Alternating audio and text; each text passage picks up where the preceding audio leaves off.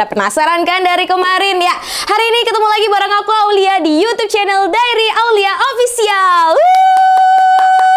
Sesuai janji aku kemarin akan ada acara spesial ya yang kita nanti-nantikan sudah tayang. Alhamdulillah. Hari ini adalah episode pertama podcast Diary. Kira-kira bahas apa sih? Cek. Ya, spesial edisi anak rantau. Aku sudah kedatangan bintang tamu spesial hari ini. Oke, tapi sebelum itu aku mau ingetin, jangan lupa untuk subscribe dan juga like-nya. Terus kalau kalian suka kontennya, kalian bisa share juga ke siapapun dan kemanapun boleh. Oke teman-teman, langsung aja yuk. Tanpa berlama-lama, pastinya aku grogi juga ini. Ini adalah episode pertama. Oke, jadi dia adalah seorang penyanyi yang memiliki suara khas dan dia tentunya sudah beberapa kali menoreh prestasi yang luar biasa. Kita sambut, ini dia Indi Gunawan. Kakakku. Sukses ya Aulia. Amin ya Allah, makasih loh. Kemarin tuh pas kamu hubungin aku ya, itu tuh aku langsung bilang gini. Gimana? Lu udah bikin acara baru gitu kan. Seru banget. Biasanya tuh kalau dia hubungin tuh langsung kayak gimana? Kita bikin cover yuk, bikin ini. Tapi kali ini tuh beda ya. Beda nuansanya. Iya. Sukses ya, mudah-mudahan ya. Amin. Tapi thank you banget loh. Ini Kakak Gun mau banget datang ke podcast yang terbilang masih kecil banget ya ini. Nanti bakalan jadi besar insya Allah. Iya ya, amin. Ya. Ini banyak sekali loh peminat-peminatnya yang ngobrol-ngobrol santai kayak gini. Iya ya, banyak ya. Iya, banyak. Apalagi nih pastinya fans-fansnya Kakak Gun tuh banyak banget ya pengen tahu sejarah story-nya Kakak Gun, ya kan, cerita Kakak Gun pastinya. Tapi udah bersedia dong ini cerita di podcast Diary? Bersedia banget Aul, ya ampun, sebelum kamu tanya gitu ya aku udah memantapkan diri untuk datang dari rumah ke sini tuh. Iya. Pokoknya santai aja, apapun akan aku Bener ya? Awas aja bohong. Bener. Tarik nih jenggotnya ini. Nggak ada. Nggak ada ya. Yeah. Oke Kak Gagun, apa kabar sebelumnya? Baik, Alhamdulillah. Sekarang kamu lagi sibuk kayaknya, apa? Tapi kamu juga kayaknya tuh lagi oke banget ya, karena makin cantik. Iya dong, harus dong setiap hari. Ya kan, kalau kita nggak menjaga diri nanti orang gimana ngelihatnya ya kan? Iya. Sama juga Kakak Gun, setuju kan nih teman-teman di rumah pasti Kakak Gun tuh sekarang udah yang kayak artis India banget gitu. Aduh, mampus. Iya, tambah ganteng. Amin. Tambah putih juga. Amin, oh iya. Iya loh, tambah putih loh. Karena kamu nggak keluar rumah kan? Iya, nggak keluar rumah. Iya, makanya kamu tuh anak introvert banget. Enggak juga. Kalau Iya. introvert itu kan kalau misalkan kita lagi sama teman-teman nggak ngomong kan, pasti sendiri. Tapi kalau aku nimbrung kan. Iya sih. Iya. Jadi bukan kategori introvert. Bukan kategori introvert. Tapi sekarang ini kesibukannya apa? Setelah kemarin keluar dari Deasia, atau apa sekarang kesibukannya? Sekarang itu tuh aku lagi mempersiapkan project pribadi ya. Oh, apa tuh? Pokoknya nanti Spill lah. dong. Nanti ada. Pokoknya tuh aku akan kolaborasi sama beberapa teman-teman Dangdut Akademi Asia. Oh ya? Ya, nanti bakalan ada. Itu tuh aku baru ngomong di sini loh. Tapi boleh? Boleh. Boleh di-spill? Nggak apa-apa kan? Boleh, nggak apa-apa. Wah. Karena itu memang di konten pribadi Gunawan dan apa namanya? Oh, oke, di YouTube channelnya Kakak Gun. Oke. Jadi, sama aku enggak. Apa? Sama aku Kamu enggak. kan udah ngajak aku, kan nanti. Terus harusnya kemarin kita janjinya tanggal 17 kan? Iya kan? Tapi nggak ada kabar. Kamu nggak ada kabar. Aku nunggu-nunggu loh. Aku capek banget kamu ya. Udah deh gitu. Kamu tuh banyak aktivitas. Kamu juga habis off air. Iya. Balik kampung kan? Kamu kemarin jatuh. Iya, aku jatuh. Kakak Gun, hari ini kan spesial edisi anak rantau ini podcastnya kita ya kan. Pastinya ini untuk teman-teman yang di rumah yang lagi menonton atau mungkin yang sama-sama sedang merantau pasti punya cerita-cerita menarik, cerita-cerita yang tersendiri gitu di saat-saat merantau gitu dimanapun. Tapi terkhusus kita di Jakarta pastilah ya kita pernah kita pernah mengalami masa susah, masa senang, ya nggak sih? Bener banget. Nah, aku tuh pengen tahu gitu cerita-cerita kalian tuh selama menjadi perantauan tuh seperti apa gitu. Pastinya di rumah teman-teman juga penasaran gitu, ya kan? Iya, ya seperti yang Aul bilang, kalau kita tuh tidak semua yang kita jalanin itu teman-teman yang nonton itu tahu, atau semua fans-fans kita tuh Iya, tahu. betul. Kadang kita ngelewatin sesuatu tuh sendiri, apalagi Betul, masa-masa betul sulit, banget. masa-masa sedih, itu tuh kita benar-benar sendiri. Tidak ada beberapa orang yang ingin mengekspos atau membagikan Iya, betul, pengalaman dia. betul. Ada juga beberapa Ada juga orang yang milih diam diam gitu aja ya kan? kayak gitu Bener. sendiri, terus pengen selesaikan sendiri kayak Betul. gitu loh. Terus kalau aku pribadi sih udah beberapa kali sih ngalamin itu. Ada di posisi paling rendah. Oh ya? Iya. Aduh. Posisi paling rendah di di masa-masa Sulit lah. sulit pokoknya. Sendiri di sini, nggak ada Sendiri, keluarga, terus juga ya kan? nggak ada keluarga, terus juga kadang nggak ada, Jangan nggak ada. ya. Pokoknya di sini nggak ada keluaran mata, nggak ada. Jangan gitu dong, aku juga. Harusnya ini aku yang ditanya, bukan aku yang bertanya. Iya, aku rasa di anak-anak perantauan tuh pasti punya cerita masing-masing ya. Iya, ngerasain sih apa yang Ngerasain. Iya benar. sebenarnya hampir sama, cuman tema konsepnya aja yang Konsepnya beda-beda aja ya nggak sih? beda-beda, iya. Bahkan ada Tema yang- masalahnya beda-beda. Iya, bahkan ada yang punya keluarga yang utuh, yang lengkap kayak gitu, tapi tuh ada aja masalahnya kayak gitu. Betul. Bahkan kita aku pernah di satu titik di mana setiap kali aku teleponan sama keluarga, itu tuh mungkin mereka di sana juga sibuk atau mungkin mereka ada punya kerjaan apa kayak gitu, aku juga nggak tahu. Tapi tuh nggak pernah kayak nanya gimana keadaan aku kayak gitu. Oh iya? Iya, cuman kalau nelpon ya udah nelpon aja kayak gitu. Apa mungkin tuh karakternya mereka apa gimana? Nah, itu juga nggak tahu. Aku juga nggak tahu karena sejauh ini aku duluan yang Iya, membuka komunikasi. Aku ngerasa banget di posisi itu, bener-bener. Iya. Bener. Jadi kayak aku berusaha dari dulu tuh aku sempat mikir kayak gini nih. Aku tuh nggak sedekat itu sama orang tua aku kayak gitu loh. Dekat cuman kayak ya udah hubungannya tuh antara anak dan orang tua.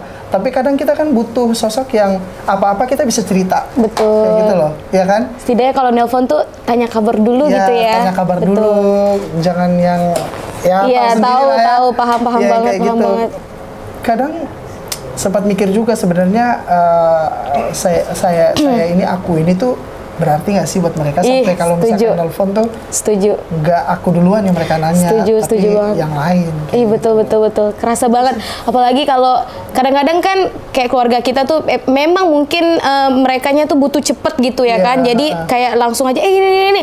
Tapi untuk kita yang menerima perkataan itu kayak Iya, bener. aku cuma dianggap kayak gini Iya, kah iya, gitu. iya. Sedih ya benar. Ya mereka nggak tahu kondisi kita di sini tuh kayak mana kayak gitu loh. Padahal kita juga butuh banget tuh kayak kamu bagaimana di sana, sehat kah? Udah makan apa belum? Kayak gitu loh. Betul.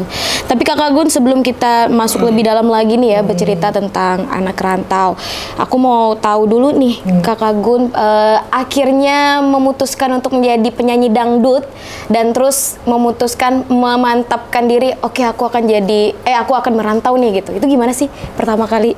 Sebenarnya ceritanya? tidak ada segmen khusus. Asik. Oh, Iya. kalau di hidup kita tuh ada episodenya juga Iya, kan? Benar. Sebenarnya itu tidak ada apa namanya keputusan yang keras banget kayak gitu, kayak aku harus jadi penyanyi dangdut, aku akan merantau ke Jakarta, itu tuh tidak cita-cita. Oke. Kayak gitu loh. Oke. Jadi bukan cita-citanya Bukan Kakak cita-cita, Gun. kayak Terus gitu. mau jadi apa dulunya? Sebenarnya aku dulu tuh pengen kuliah, Oke. pengen sarjana kesehatan, Oh.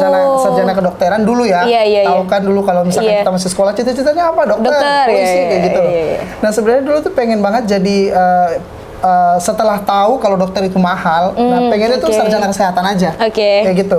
Nah lewat mana? Karena kebetulan dulu tuh ekonomi orang tua tidak stabil, Oke. tidak mampu. Iya, kayak iya, gitu. iya. Akhirnya tuh ya udah deh, mungkin jadi penyanyi bisa jadi jalan untuk saya jadi sarjana kesehatan. Oh, akhirnya jadi sebuah pilihan Iya, penyanyi ini. kayak Oke. gitu. Nah, terus sembari itu juga orang tua saya tuh sempat nanya-nanya juga kayak mungkin cita-cita jadi penyanyi dangdut itu cita-cita orang tua saya, bisa dibilang begitu. Ya, karena Artinya orang tuanya Kakak Gun udah tahu dong kalau Kakak Gun punya bakat menyanyi. iya, udah tahu. Tapi itu dia nggak pernah suruh langsung gitu loh. Kamu Oke. harus ikut kompetisi ini. Kamu harus jadi penyanyi dangdut. Enggak. Iya, Dia tuh cuman kayak sindir aja. Sindir, Oke. sindir dalam pertanyaan ini. Itu tuh dibuka di Maluku Utara nggak ya? Dia nanya, sengaja nanya gitu. Oke. Ini tuh dibuka di Maluku Utara nggak ya? kira-kira ini kalau dibuka tuh ada biayanya nggak? Kayak gitu-gitu pokoknya tanya segala macam. Terus akhirnya aku sendiri yang sadar kayak, Bapak ini maksudnya apa? Oh, kamu lebih peka. Iya, iya, iya. Nah, Bapak ini nanya gini nih maksudnya apa kayak gitu loh. Setiap aku pulang kampung selalu nanya itu. Pas aku kerja, itu tuh teman lihat banner Lida waktu itu. Itu kerja di mana? Aku masih kerja di handphone. Oh, oke. Jadi promotor. Oke, yang kayak nawar-nawarin gitu ya? Ya, untungnya tuh aku jadi promotor. Jadi promotor itu kan kerjanya di lapangan. Oke. Jadi bisa ikut audisi. Iya. Jadi walaupun kita keluar ke counter, itu tuh nggak diketahui bos. Oke. Bosnya nggak tahu. Jadi ya udah. Kalau promotor tuh apa aja sih? Promotor itu apa namanya? Sales handphone. Jadi nawar-nawarin. Oke. Yang di counter biasanya.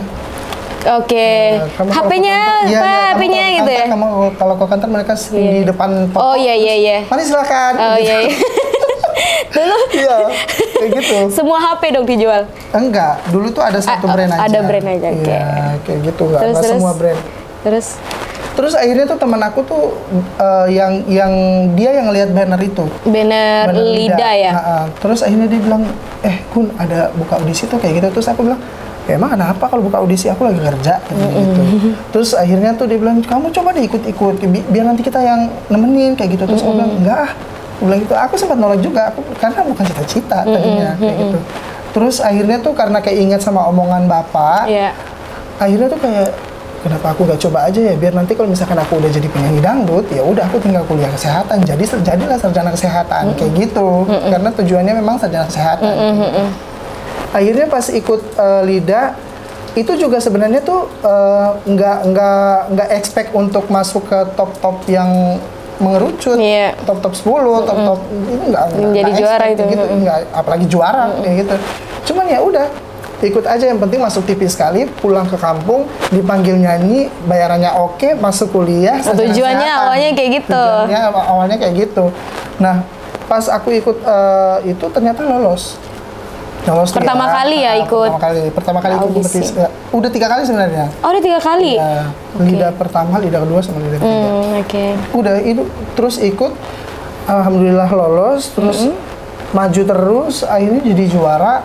Dan sampai sekarang kayak langsung kayak, ya udah, saya sekarang jadi penyanyi. Jadi dangdut. Kayak gitu loh. Dan ya udah, mau nggak mau saya sekarang tinggal di Jakarta. Saya harus merantau. Ini udah garis Tuhan kayak gitu loh. Tapi kan ada juga teman-teman kita nih yang udah jadi juara tapi memutuskan untuk tinggal di kampung, ada juga tuh. Bener. Nah, itu alasan kuat Kakak Gun. Enggak deh, kayaknya aku harus tinggal di Jakarta deh.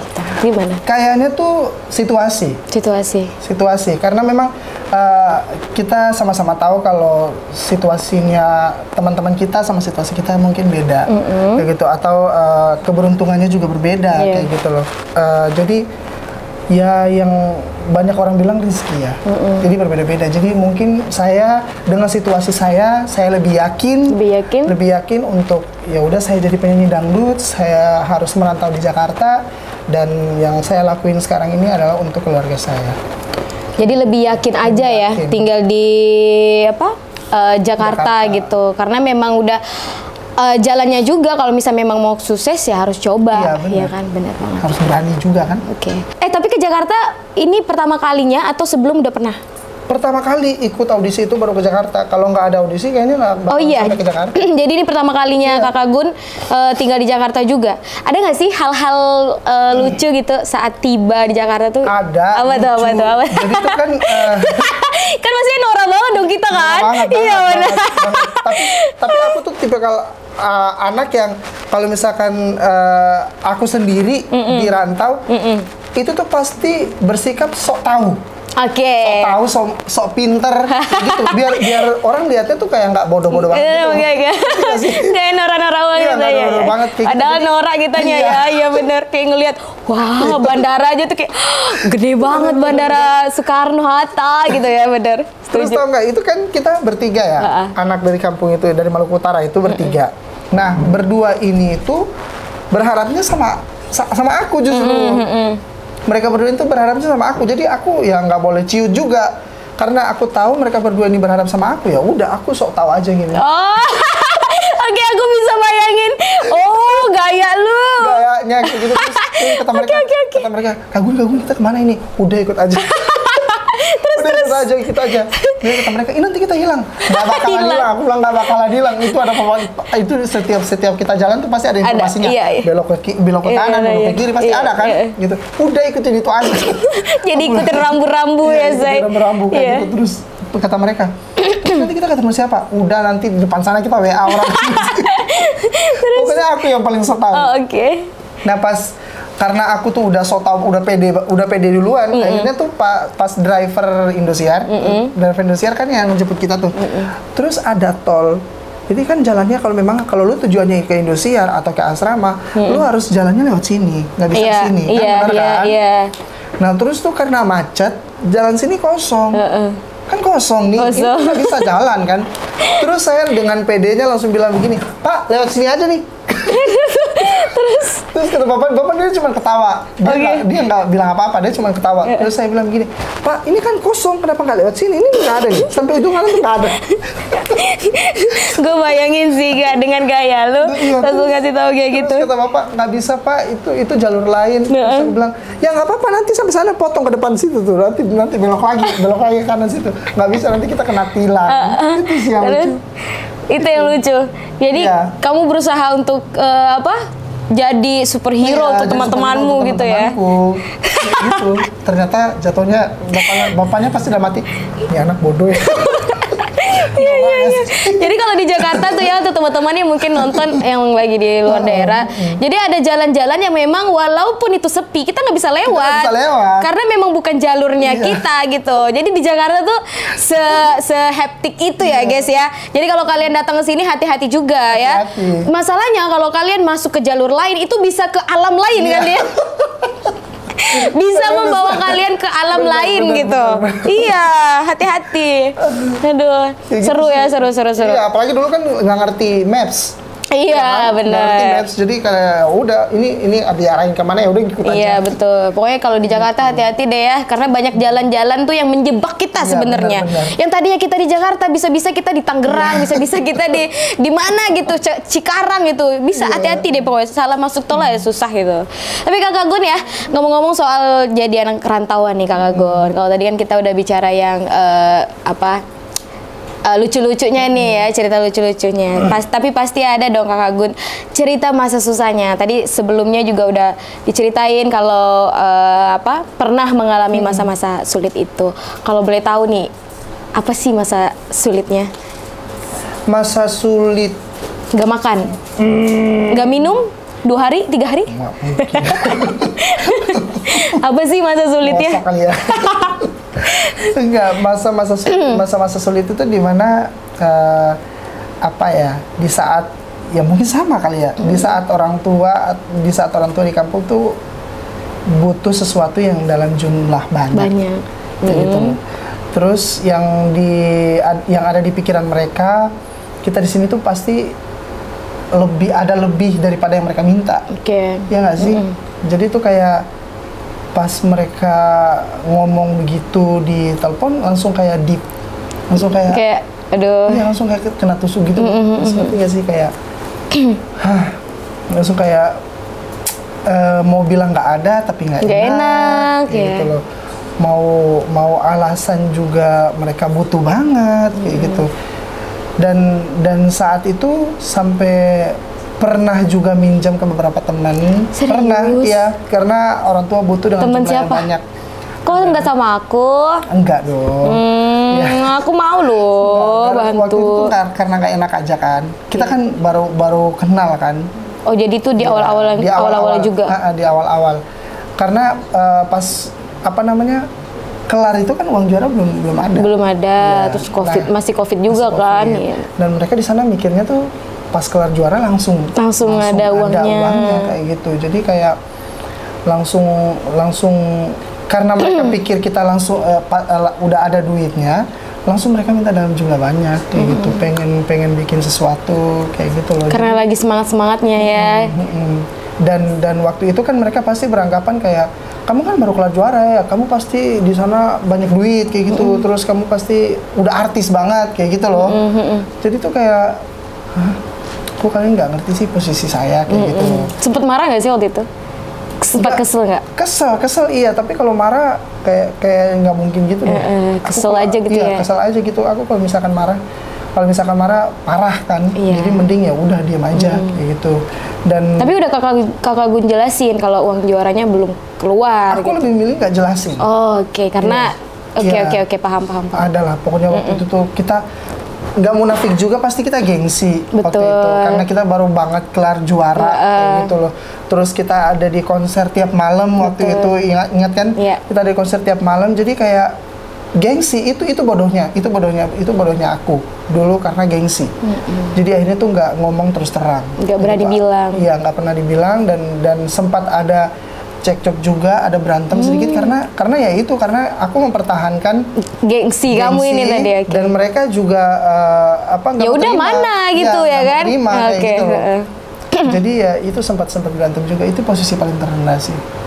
Kamu sampai minjem uang gitu? Iya, sampai minjem uang waktu itu. Dan alhamdulillah itu seiring berjalannya waktu bisa terselesaikan dengan baik. Kalau boleh tahu minjemnya sama teman-teman artis juga? Enggak. Bukan teman-teman artis. Terus tanggapan teman-teman kakak Gun gimana kan kayak? Jadi bukan teman di kampung. Oh gitu. Tapi teman di sini adalah teman kita. Oke. Iya. Oke, kakak Gun, kalau itu momen terberatnya kakak Gun ya.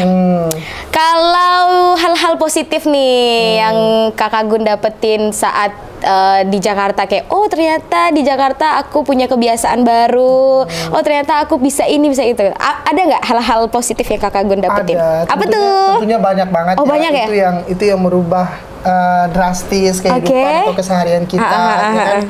Yang biasanya kemarin kita di kampung tuh ya udah leha-leha, malas-malesan kayak gitu. Tapi kalau kita udah di rantau, kita harus benar-benar kerja, lebih rajin, harus rajin, serius cari uang kayak gitu loh. Terus yang biasanya di kampung juga dapat duit ya udah habis kayak gitu. Tapi kalau di sini kita harus benar-benar hemat, kita harus benar-benar perhitungkan kayak gitu loh. Pemasukan dan pengeluaran kayak gitu loh. Jadi benar-benar kayak jadi manajemen sendiri, ya nggak sih? Manajemen diri sendiri ya. Sendiri kayak gitu loh. Kalau dulu kan manajemen kita ya orang tua kita nggak sih? Iya, betul. Ya kan yang ngatur semua keuangannya kayak gitu. Tapi sekarang kita harus bisa mengatur keuangan kita sendiri. Itu sih positifnya kayak gitu. Terus juga banyak juga yang didapetin kayak gitu dari pribadi diri sendiri, terus dari ekonomi keluarga, itu juga sangat berpengaruh sama kehidupan yang sekarang kayak gitu loh. Dan kalau dulu orang tua sempat minta itu nggak ada, nah sekarang bisa kayak gitu, bisa kayak halah pakai tisu lagi nangis ya kayak gitu. Banyak lah pokoknya hal-hal positif, pokoknya berubah drastis. Kalau di rumah, kalau di kampung kan pasti nggak nyuci piring dong. Kalau di sini cuci piring nggak? Di sini nyuci piring. Kasian ya kalian itu ya, cowok-cowok ya. Kalau di rumah pasti kalian, kalau di kampung kan dicuciin, bajunya dicuciin. Kalau di sini cuci piring, nyapu ya pasti ya. Kalau nggak nyapu pasti kotor kan? Iya, harus nyapu sendiri. Apa aja kalau aktivitas di rumah yang biasa dilakukan? Dulu tuh ya nggak ada yang aku lakuin di rumah. Nggak ada. Kalau sekarang? Kalau sekarang tuh ya, aduh, nyapu sih cuman 3 hari sekali. Tunggu sampai benar-benar kotornya udah kelihatan, kotor nih baru sapu. Jadi mesti dilihat dulu. Ya, sampai dulu tuh aku ngomong sama teman aku, dulu kamu punya teman di kampung ya? Dia tuh pagi kita belum bangun tuh udah dengar sapu bunyi di depan rumah. Iya. Itu tuh aku lihat di jendela dia udah nyapu. Terus aku bilang, kamu tuh nggak capek? Kamu tuh nggak capek ya? Pagi kamu nyapu, terus menjelang siang harus masak. Iya, masak ya. Menjelang siang harus masak, habis makan siang kamu harus cuci piring. Iya. Terus sore kita lagi nongkrong, lagi asik duduk di depan rumah, tiba-tiba aku masuk dulu ya, sekarang udah jam beberes rumah. Yang pagi itu apa? Aku udah benain terus, yang pagi itu apa? Ya beda, pagi ya pagi, beres-beres ya sore beda lagi. Itu ya, capek ya. Terus sekarang Anda mengalami sendiri. Sekarang saya mengalami sendiri, saya harus melakukan itu. Oke, kalau cuci piring tiap hari? Cuci piring nggak tiap hari, ya paling saya makan piring berapa sih yang turun? 1 doang. Ya kirain 1 hari kamu bisa makan banyak gitu. Aduh. Saking malas cuci piring ya, kalau misalkan makan dapat box yang kayak gitu, ya udah makan pakai box aja gitu. Nggak makan pakai piring. Nggak pakai piring. Nggak pakai piring. Tapi kalau di rumah masak? Di rumah Apa apa nih? Atau ada junk food terus setiap hari? Apa ada yang masakin nggak? junk food. Maksudnya kayak yang Fans, bantu-bantu fans, gitu? Enggak ada, ya ampun. Oh, Udah, kadang Sendiri fans aja. suka ngirim makanan kayak gitu. Udah. iya, kalau fans Kakak Gun mah banyak, ini mah. Banyak kan sayang kan. Bener. Tahu juga loh. Jadi keamanan hidupnya di rumah tuh sudah terjaga ya, Say. Tuh.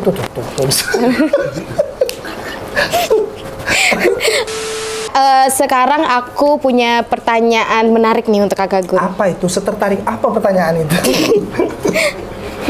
Kalau Kakak Gun dengar nama Kakak Gun siapa sih nama aslinya? Tuh kan, ini gimana sih? Gunawan Muharjan. Oh, Gunawan Muharjan. Iya. Oh, kirain Muhammad Gunawan. Nama siapa itu ya? Muhammad Gunawan. Coba dari mana coba itu risetnya? Muharjan ya? Muharjan. Muharjan. Kalau Kakak Gun dengar nama Gunawan Muharjan, apa sih yang sekarang terlintas di benaknya? Mandiri. Seorang seperti apa dia? Mandiri. Hanya mandiri aja? Ya. Ada lagi nggak? Mandiri, kuat, tertutup. Tertutup. Iya. Apa sih yang membuat Gunawan Muharjan tertutup? Nggak tahu ya. Karena aku lebih sering mikir sendiri, lebih sering ngelakuin sesuatu sendiri. Itu yang menyebabkan aku mandiri mungkin. Itu. Jadi apa ya? Bukan cuman sekarang sih. Dulu juga kalau setiap ada masalah apapun nggak pernah diceritakan di orang tua. Jangankan orang tua, sahabat aja nggak. Ya udah, kamu sahabat saya, sahabat bukan berarti saya harus cerita apapun ke kamu. Gitu. Itu sih. Itu kenapa saya bisa bilang kalau saya itu tertutup dan mandiri. Saya mandiri karena saya tertutup. Kayak gitu. Kakak Gun udah berapa lama sih di Jakarta? Udah 3 tahun kan? Oh iya. 3 tahun nggak sih, Mami? 3 tahun kan ya? 2020 kan ya? 3 tahun. Berarti jadi penyanyi dangdut juga Penyanyi dangdut baru 3 tahun. 3 tahun. Bisa dibilang begitu karena sebelumnya kan nggak nyanyi dangdut. Oh iya benar. Iya. Kalau kalian kan itu kan penyanyi Kita dangdut kan dari dini senior. hari.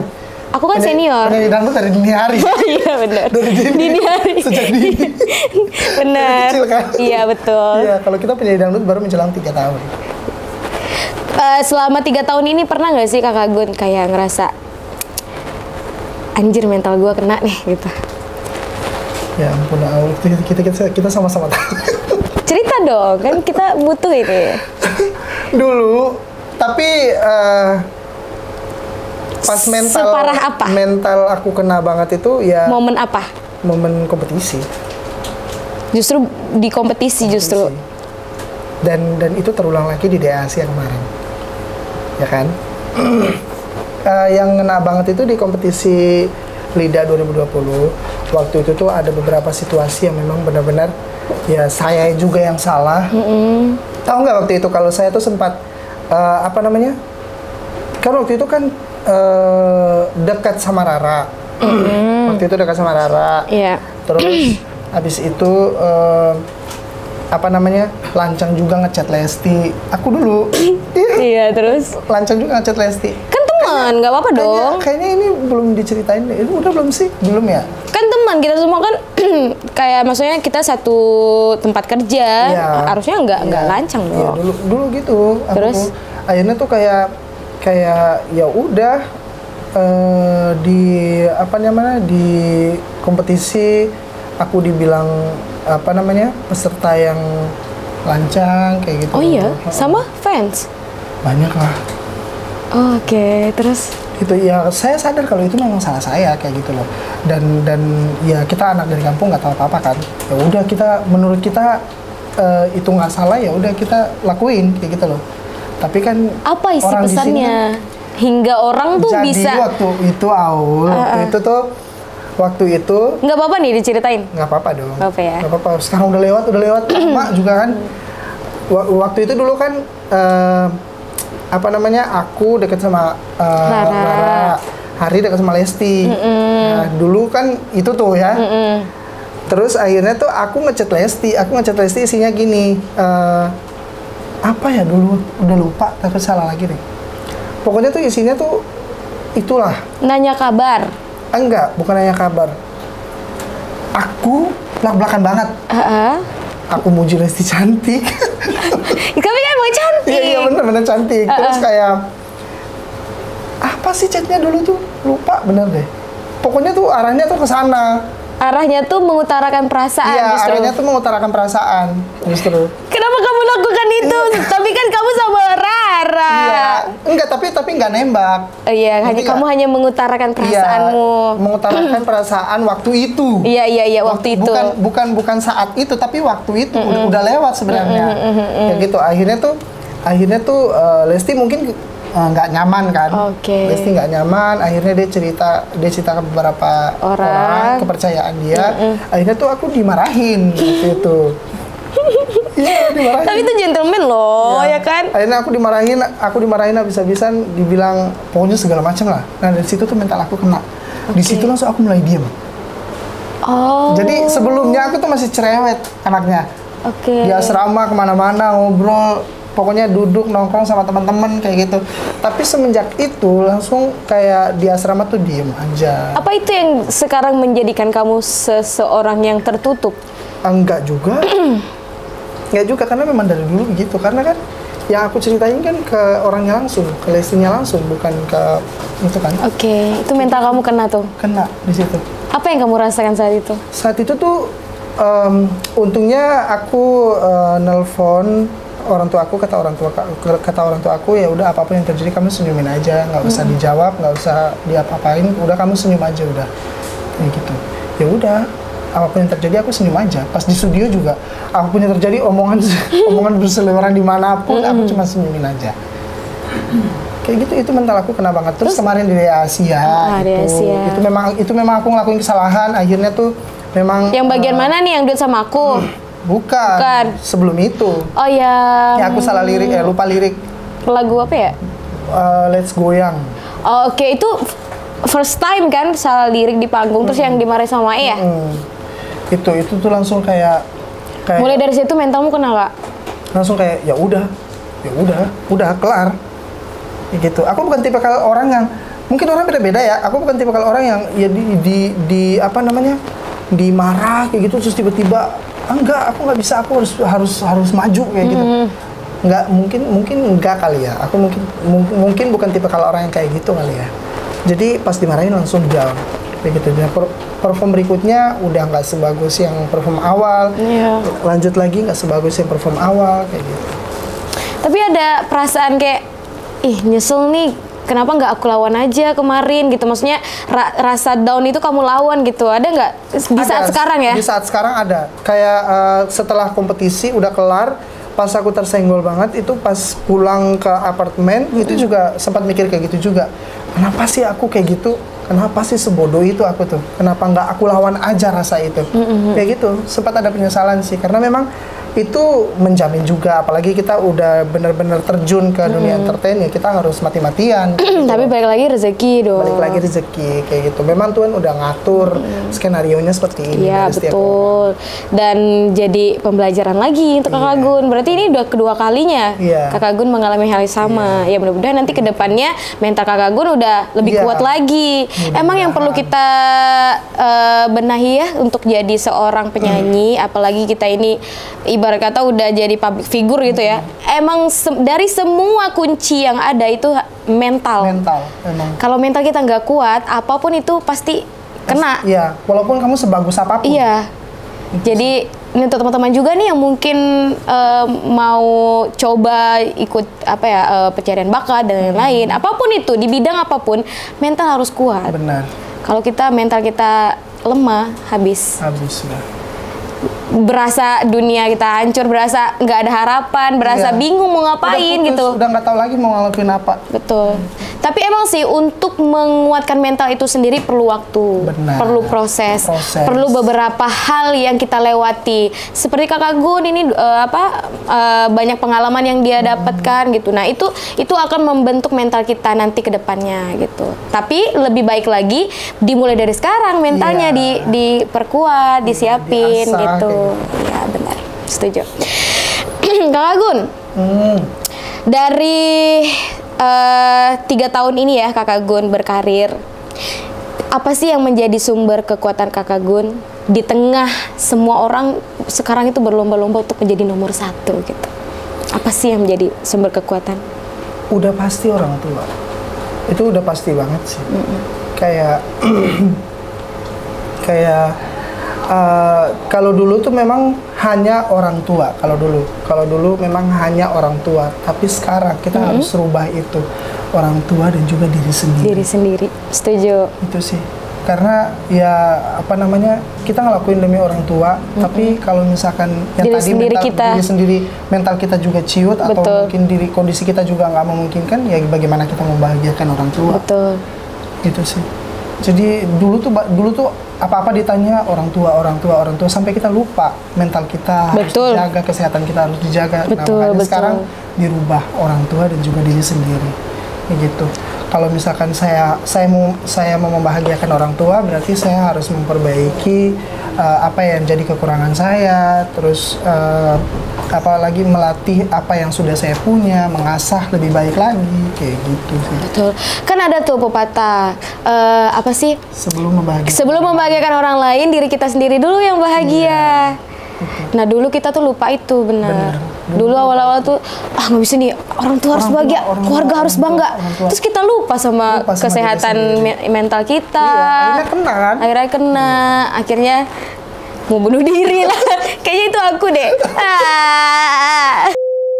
Kalau mental kita kuat tuh kita lebih percaya diri gitu loh, tampil di depan publik dan lain-lain. Jadi kalau misalnya mental kita nggak bagus, pasti gestur dan lain-lain itu juga berpengaruh. Iya, berpengaruh banget. Betul. Apa aja nih yang udah Kakak Gun dapat dan udah Kakak Gun capai selama berkarir dan membuat diri Kakak Gun tuh wah bangga nih sama diri gua gitu. Apa aja nih? Aku tuh bisa aku bangga karena bisa menjadi Gunawan yang sekarang. Aku bangga karena itu yang udah Kakak Gun rasa berhasil dicapai. Iya. Karena butuh proses banget jadi Gunawan yang sekarang. Dan tidak mudah. Saya harus ngelewatin beberapa situasi yang sangat rumit sebelum saya ada di sini. Dulu sempat dianggap kecil, sempat dikucilkan sama orang, terus bahkan ada orang terdekat sendiri bilang anak ini tidak akan jadi apa-apa, tidak akan berguna untuk kita. Aduh, sakit banget dengernya. Ya, tapi dengan keluarga. Keluarga. Dengan menjadi Gunawan yang sekarang, itu sangat bersyukur karena saya tidak dendam sama orang yang bilang begitu, cuman pengen berbagi aja sama dia. Kalau tidak semudah yang kamu pikirkan, kayak gitu loh. Tidak seperti yang kamu pikirkan. Sebenarnya orang juga bisa berkembang tanpa kamu sadari, kayak gitu sih. Sama sekarang ya udah ekonominya lebih stabil, kayak gitu di keluarga, kayak gitu. Kalau misalkan mau minta apa bisa dikasih, dan alhamdulillah bisa. Saya kan punya 2 keluarga ya, punya 2 pasang orang tua. Oh iya. Punya 2 pasang orang tua, jadi bisa rehab rumahnya mama, bisa rehab rumahnya mak yang mak ini apa namanya sih? Angkat ya? Mama angkat. Terus bisa beli mobil di kampung. Oh, gitu. Iya. Alhamdulillah. Ya, itu sih. Best banget ya. Mantap. Terakhir nih pertanyaannya. Apa yang mau Kakak Gun sampaikan pada diri sendiri dan untuk teman-teman yang menonton yang sedang berjuang? Yeah. Ada nggak pesan-pesannya? Pertama, saya mau pesan untuk teman-teman yang berjuang di luar sana, tetap perhatikan diri kalian dulu, baru kalian memperhatikan orang lain. Sekalipun itu adalah orang tua kalian, karena